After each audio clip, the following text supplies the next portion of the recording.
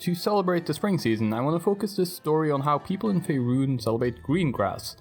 Before we start, I want to emphasize a bit about how the fates work in the realms. In Faerun, only zealots and clerics worship one deity.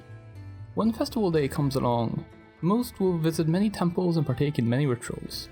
They will not stick to one fate, nor would any deity expect this from their followers.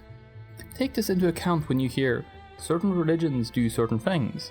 Most people will partake in several of these rituals if it suits their needs. Greengrass is a special day that exists between the last day in the month of Tarzak and the first day in Myrtle. It is widely accepted as a day of the festival for most races and cultures that use the calendar of Hartos. The most common ritual is that of drinking and eating, but every faith puts their own spin on it. Due to its close relation with the spring and new beginnings, almost all the rituals done on this day is related to this idea.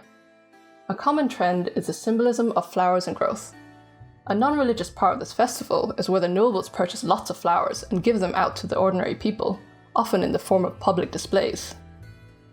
On a more spiritual note, the followers of Millil sing their Call of Flowers, a ritual song to bring forth the spring flowers. The Yara's followers perform the Sword of Casting Down ritual, where they gather up old swords and cover them in flowers, a symbol of new growth to heal old wounds. Renewal can be seen in rituals that Sylvanus does, with the carving of wooden objects symbolizing last year's events and planting them in the earth, symbolizing how the parts left behind can nurture new life. The most popular festivals by far is the one being hosted by Shantae and Eldath, where they gather together to host hedonic fertility festivals. Sunni is worshipped on this day by frolicking outside, and is therefore often bundled in with the above ritual. So, for most towns and cities, Greengrass will be a fun-filled day, spent drinking, singing, and dancing in the outdoors with family and close friends. This then leads to the following day, the first day in Myrtle, which becomes a day of sombre silence and contemplation. The dwarves have a different perspective on Greengrass, but it is also an important part of their yearly cycle. As the dwarves have an everlasting war with the orcs, they use this day to prepare for the upcoming influx of orcs from the time of the spawning.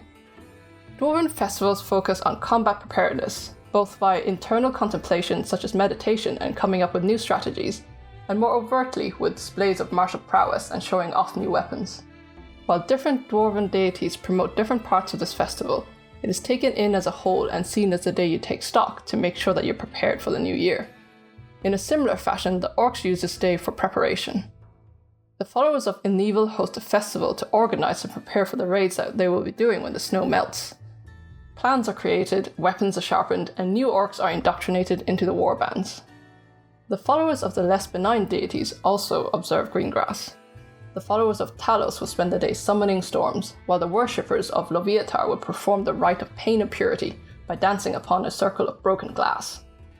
These rituals are of course only observed by the most dedicated of the clergy. This week's tale is a bit short, but I want to highlight some other lore masters you might be interested in hearing about. The first such place I want to share was the Forgotten Realms Explained channel. I have a lot of requests for the very early history of the realms, like the Dawn or Crown Wars. While I hope to tackle these topics one day, Forgotten Realms Explained has done several videos regarding these subjects. So if you could head over there and give him a listen and tell him I sent you.